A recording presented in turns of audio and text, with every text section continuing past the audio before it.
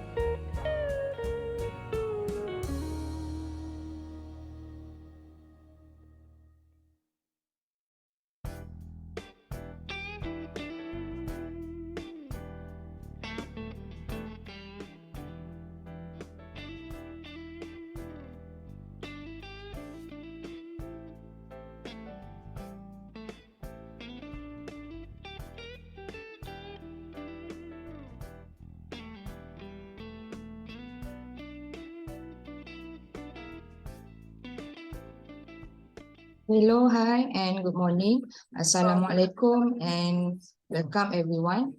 So we are glad you are here with us today, and we appreciate your time and interest in this webinar. So for those who are attending for the first time, a heartfelt welcome to you. Sorry, can someone, Azlin, can you please mute? And then before we start, I will introduce myself first.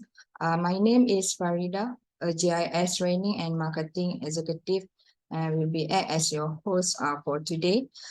We also have Ms. Nurul as technical support.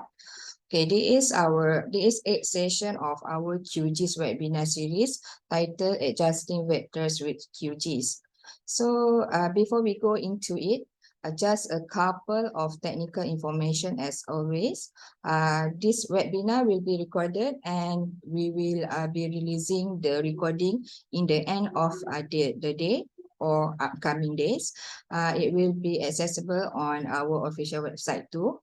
And then the next thing is about the user or display name. We would appreciate the cooperation from everyone to change their display name to their first name. So that we could address to you properly during the Q&A session.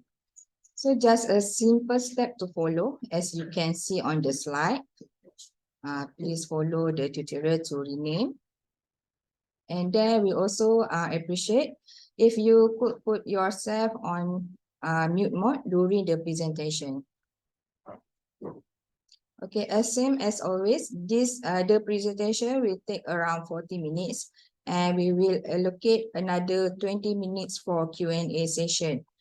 You are welcome with your question as well. And then you can write them in our chat box and we will address them in the end. Okay, both Bahasa or English are welcome. Okay, that's all for technical information. Let's continue. Before we begin, let's take a brief moment to introduce our speaker, Mr. Elias. With over 27 years of expertise in GIS consultancy, our speaker has extensive experience in data manipulation, quality control, data analysis, data integration, ETL, desktop GIS, and GIS customization. Having worked across various industries in GIS implementation, he possesses a vast knowledge in this field. Mr. Elias also is certified in various GTS and ETL tools. So for those who may be unfamiliar with ETL acronym, it stands for Extract, Transform, and Load. These are crucial techniques used for high-end data conversion, data migration, and also data integration. We hope you will enjoy the session with us today. And without any delay, I will turn the time over to our speaker. And the floor is yours, Mr. Elias. Over to you. Hi, good morning, everyone. Can you hear me clear? All right. Thanks, Farida. And thanks, Nurul, as well, for the technical work. Okay, today is another day we are going to talk about vectors. And in our previous session, we have done a demo on georeferencing with rasters. All the recordings are available on our website. You can just take a look, you can view, and all the links provided in the slides are usually cited on the webpage as well. So if you missed any of our webinars, I know some of you are working, some of you don't have the time at this this time of the day or day of the week, but it's okay. We got you covered, and you can have the recording, you can replay it as long as you want. Okay, today we are going to do something somehow similar to what we have done in our previous webinar, but we are going to talk about vectors this time. All right, so what's on the menu today? We are going to talk about a scenario, what what we intend to do, why we are going to use this technique. We're going to learn how to move data from one layer to another. We're going to talk about the snapping tool and the snapping options in QGIS as well. And we are going to do some demos on how to modify vectors. We're going to do more on, how do you call, more on polygons, but you can do the same on lines and points, right? And then, of course, at the end, we're going to take up your questions, Q&A. So feel free to ask your questions either by typing in the chat box or by unmuting yourself and asking the question, either in English or in Malay language. We have no issues with that. All right. So here's QGIS. This is a project I'm working on. Well, actually, this is something I've been working on since the first webinar. So this is accumulating the data and getting this project more and more mature. In this scenario, what we have, you can see here on the left-hand side, you have 3 polygons which are purple color. So let's imagine that you are working somewhere and you have your GIS data, and somebody gives you the data in CAD, right? So CAD can be DXF, can be DWG or DGN formats. And the person who digitized this CAD, these 3 lots, did not reference the data. So as you can see that he just started digitizing and said, okay, I'm done with the digitizing. But in fact, when we take this layer and put it in, when we put it on our map, what's going to happen is that it wouldn't fit at the right place. So this is the polygons which are digitized, which have been digitized by someone outside our organization. They gave it to us for approval, for example, but unfortunately, they are not at the right place. So if we look here, you can see that this polygon and this polygon are similar, not to say the same, okay? But what we are missing is this polygon, right? So we're missing this polygon. So what we want to do is we want to take that polygon and put it in our main layer. And once we shift it to that layer, we will be doing some manipulation. We are going to edit the layer further, or this polygon. All right. So we have spoken last week about the georeferencer. The georeferencer was firstly developed for raster, so it was under the raster menu in the past in QGIS. And since now it handles vectors as well, it is put under layers.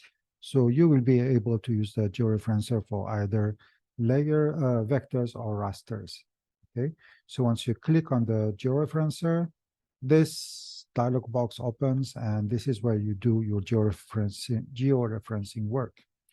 So if I go back to the previous slide, so what I want to do is I'm going to georeference this data, put it here, and from there, I will know exactly where is this polygon. So I will transfer this polygon into this layer. Of course, you ask me, why do you do such work just for one polygon? I just have to redigitize it and that's it. Yes, you are right. However, if you have like 50 polygons, this will be a lot easier to, this technique will be a lot easier than to redigitize the 50 polygons. And if you have data which is already in there, can you imagine that not only you have to digitize, but you have also to populate attributes with the newly acquired data. Okay. All right. So we are going to use the georeferencer. So the georeferencer, what we do is we will click on vectors, this vector button, and we will choose our layer. In this case, I'm using shapefile, but it can be other formats as well. And from there, when we open the layer, this is how it will look like. And from there, we will transfer the data into the new, into the existing layer, right? So then we will do other work on it. I'm going to, since this is a big lot, and then you can see that it is subdivided into small lots, we are going to divide or subdivide this lot into smaller lots. I'm going to teach you the technique how to do that.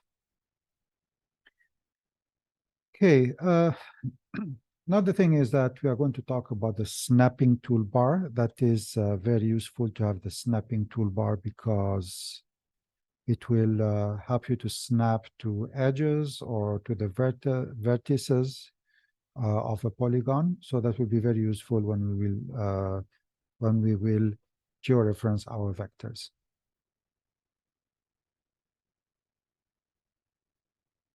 Sorry. So once we click on the snapping option, the project snapping will appear. This is the toolbar, and from there we have various options. We are not going to look into all these options, but we are just going to look into which layers, and then the several options available. Okay, so once we have moved the polygon, we are going to subdivide it. I'm going to teach you how to do that. I'm going to use some of the editing tools. We're going to learn how to subdivide with dividing tool. But for now, what we are going to do is we are going to start with the beginning. I'm going to teach you how to load the acquired data into the existing data or layer that you have using the georeferencer.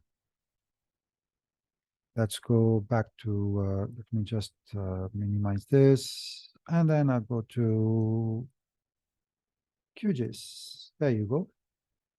So this is QGIS. As you may know, this is the original data. I'm going to remove the, hang on a second. I'm going to make it, remove the transparency. Okay, so I can see better. All right, so the plan is, okay, mute on. All right. So the plan is to take this and put it here so we can keep this lot. All right, so let's start to do that. Step number one is I know the data. It's called buildings new data. So let's check where is it saved. I go to information, and this is where it is saved. Can just let's say can just copy the location, or I can just click here, and then I'll have my Windows or File Explorer window that will open, and then it shows me exactly where it is. Okay. But what we will do for now is we click on layer, and then we select georeferencer. All right, so from there, we select our layer, original layer, which is this one, and we will move it here. So what I'll do is I select the layer that the data is saved in E, webinars, and then data, and that will be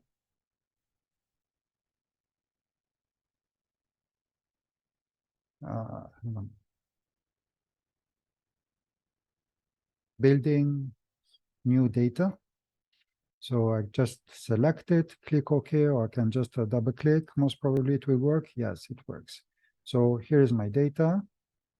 So how can we put this here? I mean, to fit here. Here you have some options, link georeferencer to QGIS, and then you have link QGIS to georeferencer. If I select both, what's going to happen is that when I'm by right, when I move this, okay, let's just create. So what we're going to do is first we're going to create points. So what we say is this point, where is its location on the layer that we have? We need at least 4 points. Then I click on from map canvas. I'm going to select from map canvas, or I can just key in the actual coordinates if I have them. So from map canvas, and that would be, hang on, where did it go? Okay, so from map canvas, and that will be this point. Okay, fine, but this is not very accurate. So what I will do is, before getting into georeferencing a point, I'm going to activate the snapping options. So I go to snapping options. I get the snapping toolbar, which has appeared here. So what's going to happen is that I'm going to make this layer editable. So let's see.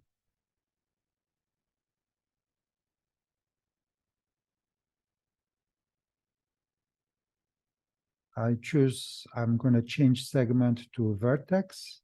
I remove segment.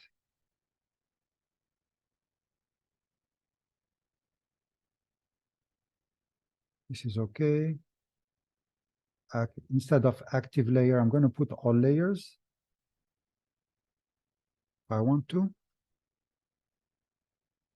So let's see if this works or not. I click here. Then, okay, by right. Should be. You can see that it will snap to the corner of my data. Okay. This is the vertex. You can see that the cursor, there's a square, meaning that the cursor will snap to the exact location of the vertex. So this will be very helpful to get a better accuracy in our georeferencing process. So I click here, then I click OK. So we have created one reference point. And then what I'll do is I'm going to choose this corner. And then from a map canvas, and then I will click here, you see, it's snapping. I click OK. And then I will choose this corner here.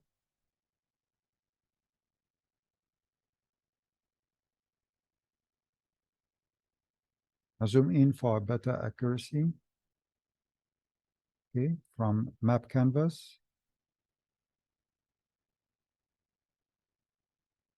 I have a third point. Now let's get a fourth point.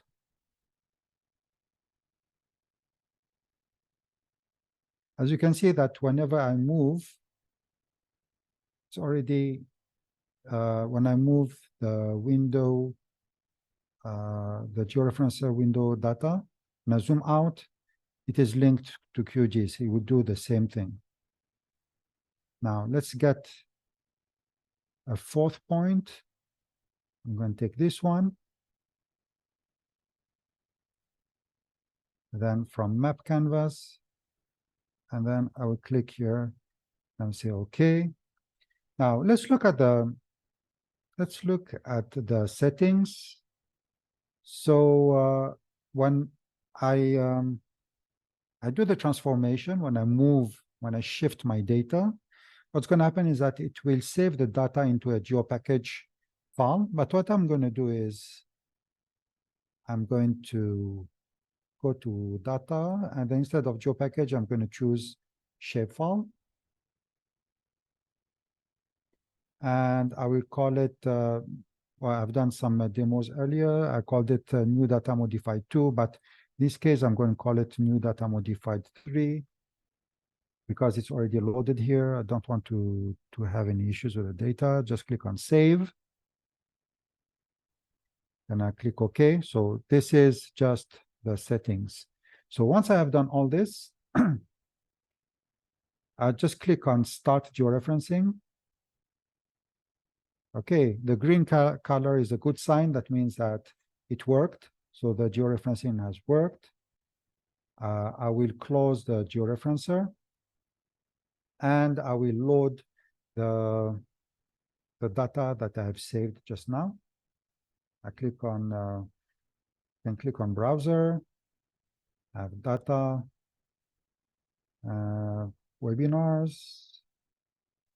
What do I have here? I click on data, and then I have building new data modified. I will just double click, or I can just drag and drop the data, and you can see that my data is here. It has been georeferenced, and it is at its right location. Now, what we want to do is, let's just go back to the layer panel. Okay, I will remove this. I don't need it.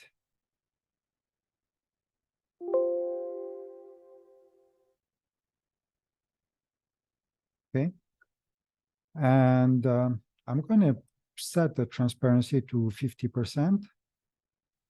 Symbology, transparency, I just type in 50% so we can see what is beneath it. So as you can see that these two polygons are already there, but what I need is actually this polygon to be to be at its right place and to be transferred into our layer. To do that, it's very simple process. What I'm going to do first is I'm going to unselect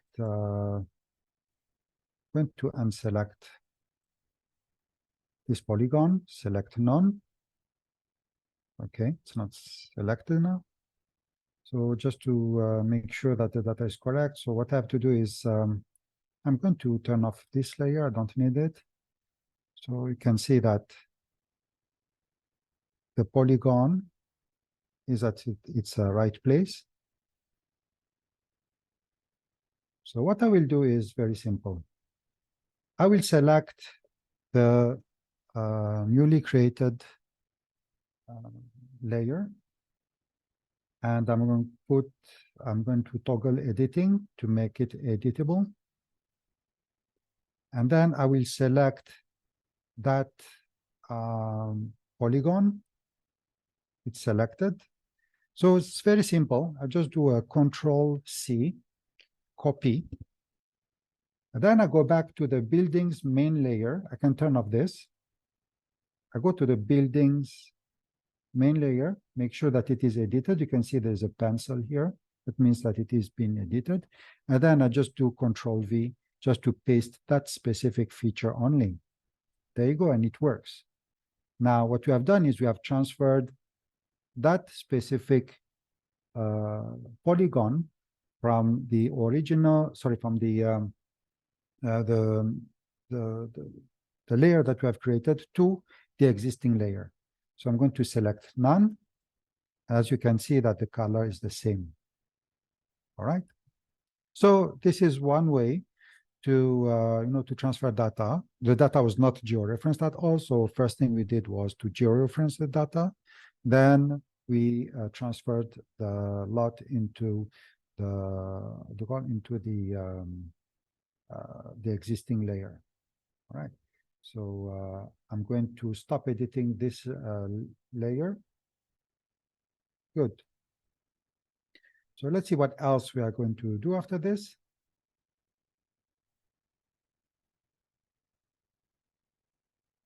Okay, so what we want to do is, as you can see, the polygon is a polygon for all the lots. But what we need to do is actually we need to subdivide this polygon into new polygons, something like this.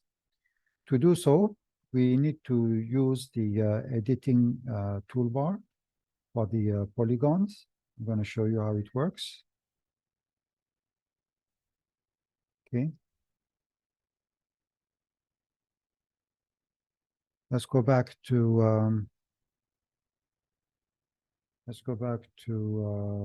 our QGIS. There you go. I'm going to set the transparency to 50%.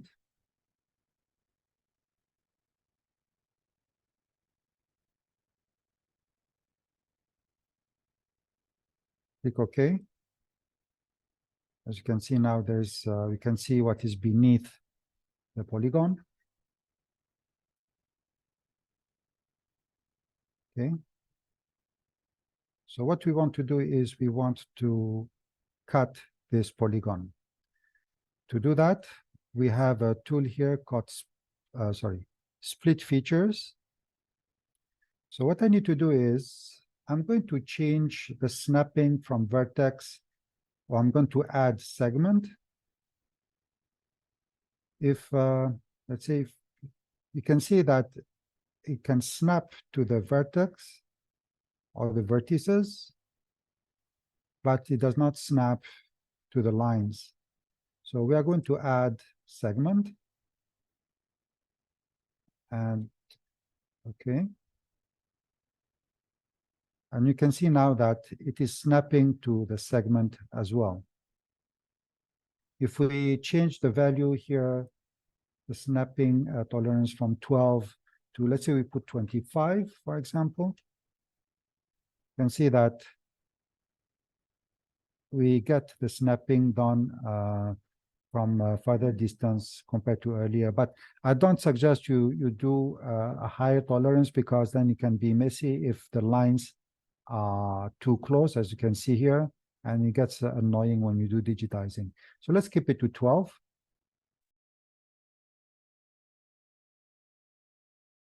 Okay. So what I do is to split the polygon, I click outside the polygon, then I click here on the line, then I will click at the other side where where you want to do your subdivision. And then I click one more time outside the polygon, and then I will right click. As you can see that now we have a newly formed polygon. So just for the fun of it, if I click here, and then I can do this.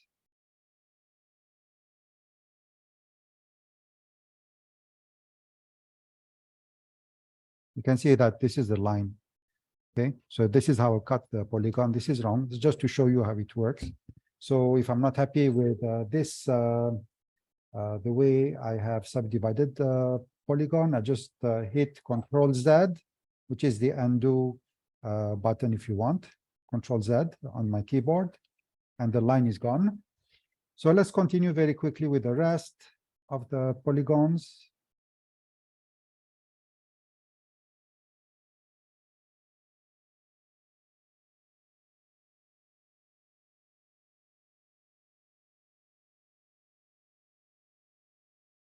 Okay. Oops.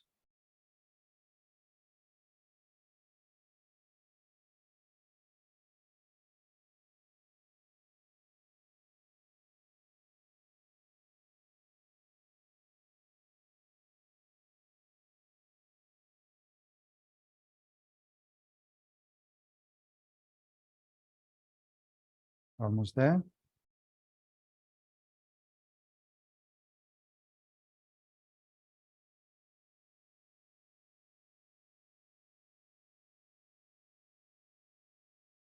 All right.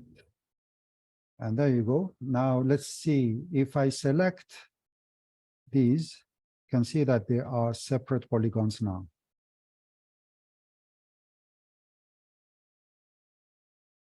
So what I'll do is I'm going to save the edits and stop editing or toggle editing.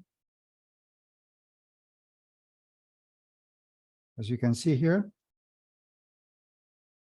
these are different polygons. If I select them all, okay, then I open the table. So these are the newly created polygons. These are the features. Of course, it has inherited the value of the original feature, but you can change these values later on. Okay, if you have a different ID, you can just change that manually if it's a lot number or a building name, for example. Okay. So what's the next thing?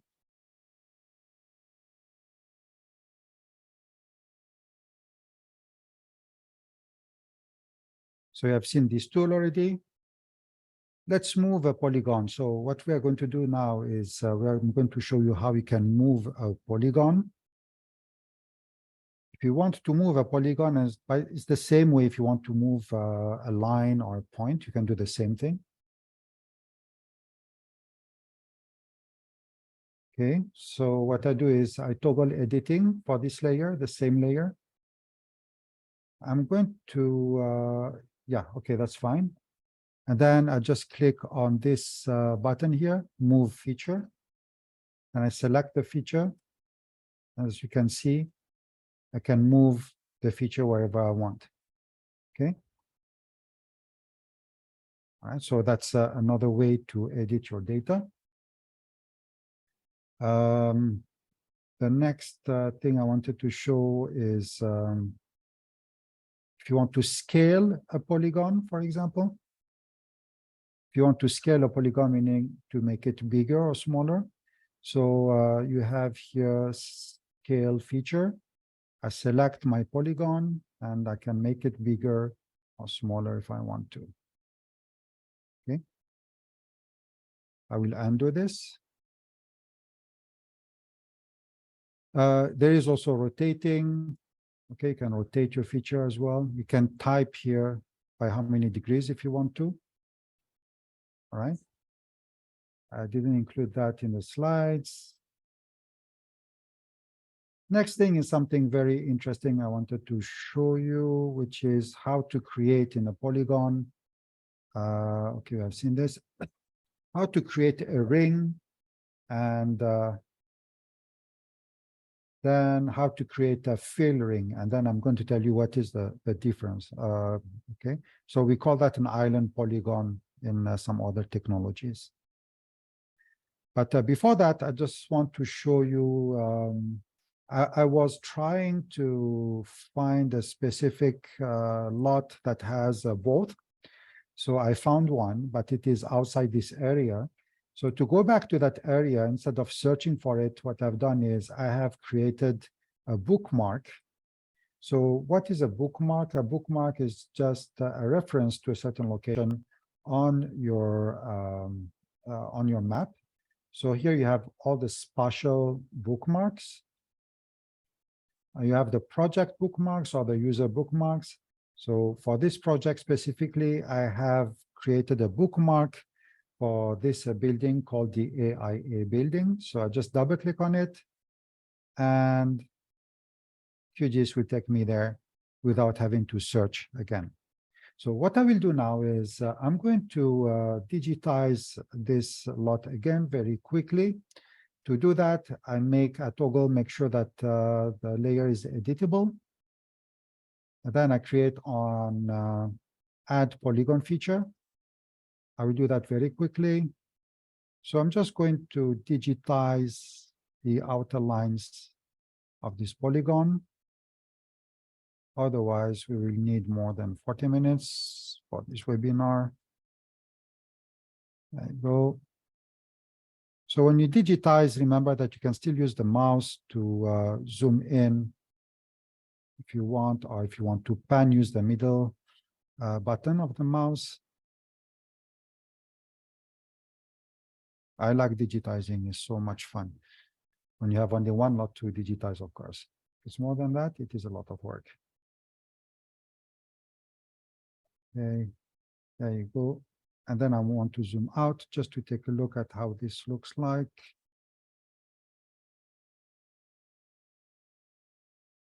Okay, if I'm happy with this, I just right click on the mouse and you'll ask me what is the ID. I just put any fake ID, 37, and name will be AIA building.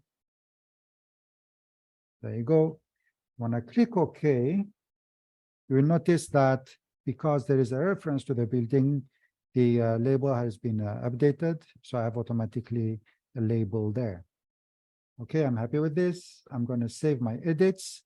But what you can see here is that this is empty. Let's say in some cases, this may belong to somebody else. I was just maybe nothing. There's water there. We don't know what is in there. This is empty as well. So what we are going to do is, because when we have a polygon, if you want to calculate the area later on, that won't be very accurate because this is empty and this does not belong to the owner. So we are going to cut a hole inside this polygon. To do that, there's a tool here called add a ring. So we are going to add a ring to this feature. So I'm going to click here.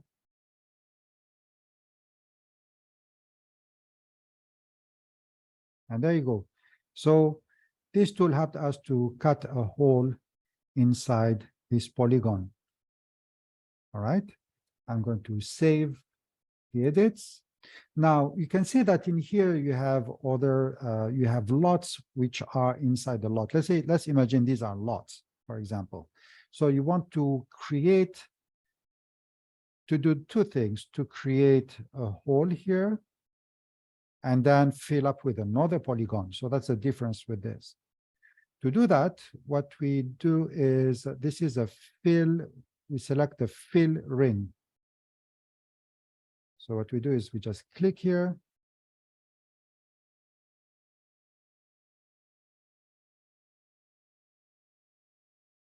Done. So I give it, because this is a new feature, so I need to give it a new ID. And if I don't know the name of the owner of that lot, I just click not available, sorry, type not available, then click OK. And as you can see here, I have NA because we don't know who is the owner. And if I select this, I'm going to save the edits and then toggle editing. And if I select, okay, if I select the lot, click on selecting the lot, you can see that this lot has not been selected and this is empty as well. If I click here in the middle, nothing happens. But if I click on this small polygon, you can see that only this polygon has been selected. And to show you something else, if I toggle editing and I try to move this polygon, as you can see that this becomes empty. So there's nothing there. It's just filled with a different feature. So to put back that specific polygon to its place, I just hit Control Z on my keyboard and we go back there. Or I can just toggle editing and don't save the edits. So I'll just click on toggle editing again. I'm done with editing. I select none. Okay. So let's go back to our slides. So I've shown you this, how to create a fill ring. So there are more editing features that can be used in QGIS. We show many of them in our training.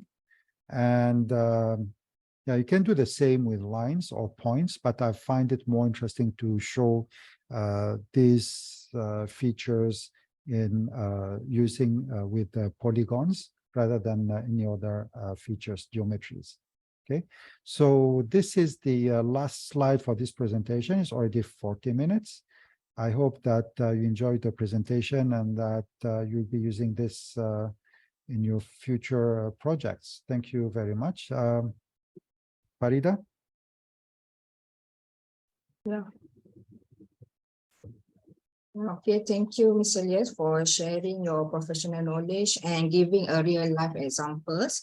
So perhaps it would be a good idea to keep the last slide on display, Mr. Elias. Okay, so here all the contact details. If you need to reach us, okay, so please do not hesitate to get in touch if you have any question or would like to learn more about our service. So before we dive into chat box, I would like to invite anyone who has question for Mr. Elias to speak up and ask them directly. So anyone you have question to ask? Farida, I think there's already a question from Ian. Yes, yes. Okay, let me just read it. All right. Is there a way to lessen the file size? Okay, make it smaller. Yeah. Okay.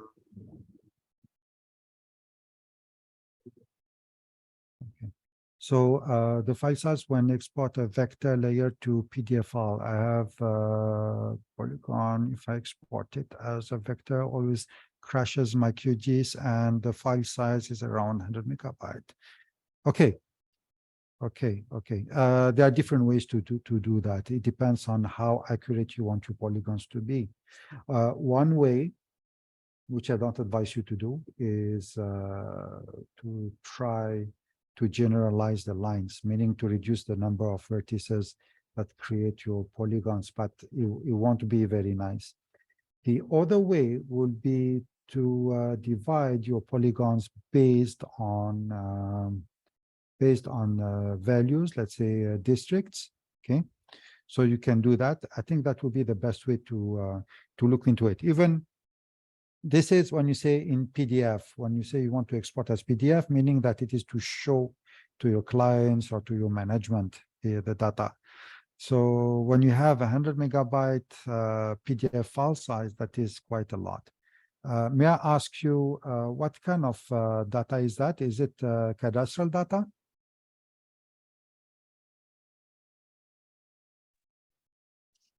Hello. Good morning. Hey, hi. Hi, morning. It's just a polygon from basically it's areas where we did some installations. So Okay. mostly that's it, but it's around 140, Okay. 850 hectares. Polygon. Okay. All right. So what I would do is definitely I would divide it into sectors. I would divide the file. I'm sure that for your work also, it's by area. It's not like one whole entire area, right? Correct? Yeah.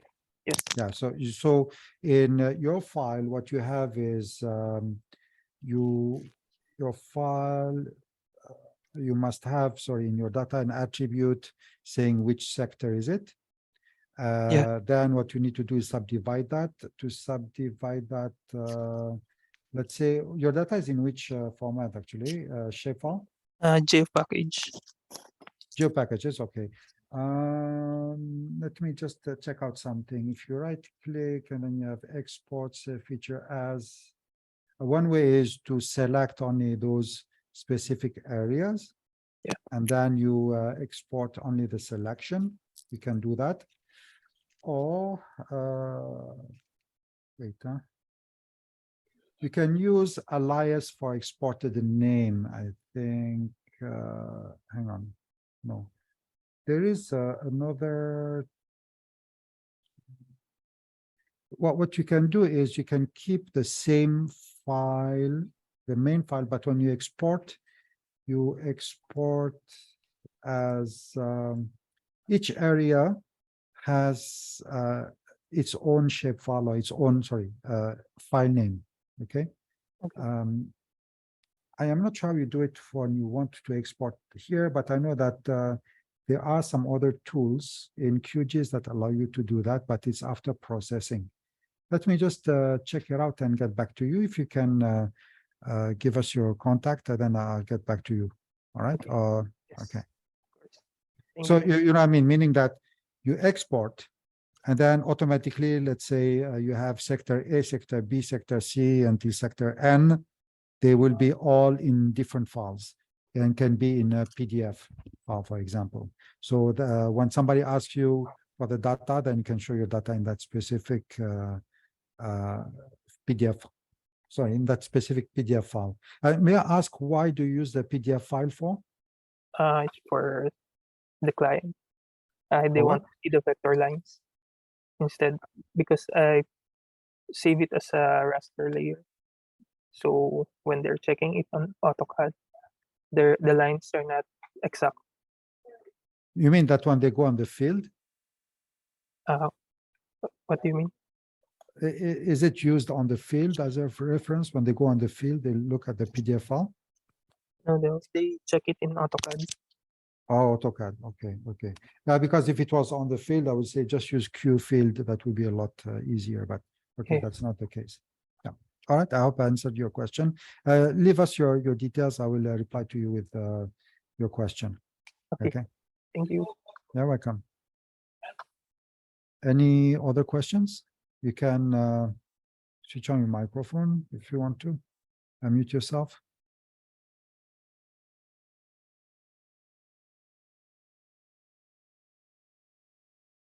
Put back the. You can also email to us at sales@gis.fm if you have any questions. Sometimes some of the questions are sensitive. All right, we'd be happy to help you further.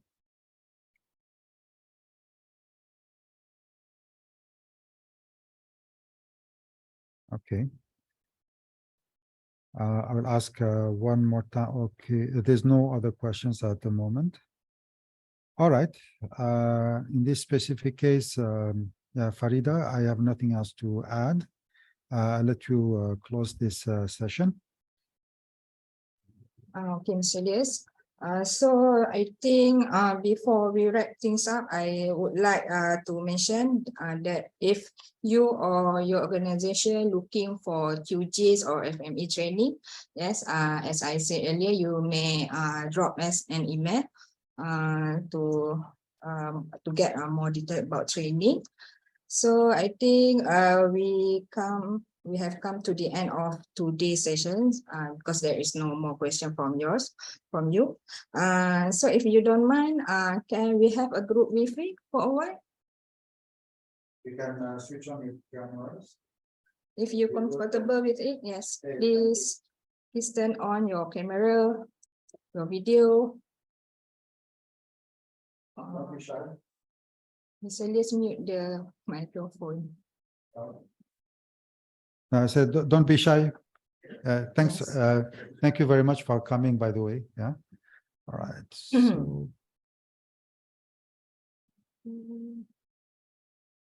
okay, 1, 2, 3.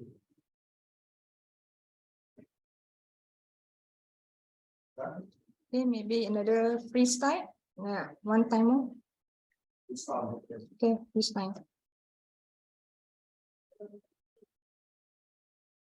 Okay, last word, I think, yes, thank you for joining us for today, and maybe we can meet again in future events for QGIS webinar. So thank you so much for your time. Thank you, everyone. Bye. Thank you.